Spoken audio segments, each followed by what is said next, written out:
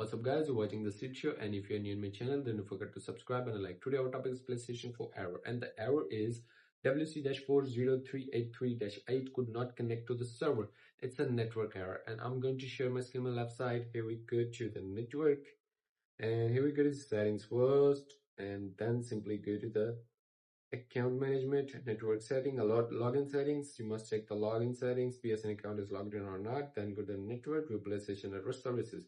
Sometimes the server is down, so you're working on the updates and doing maintenance.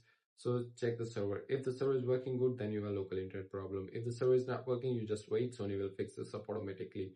I'm just going to suggest you use a wired LAN 1 directly connecting from the router to PlayStation 4. You can change the DNS settings in the Wi-Fi and in the wired LAN 1 manually. Which one is working good in your country? Just put it back here and set up a new internet connection and then connect it.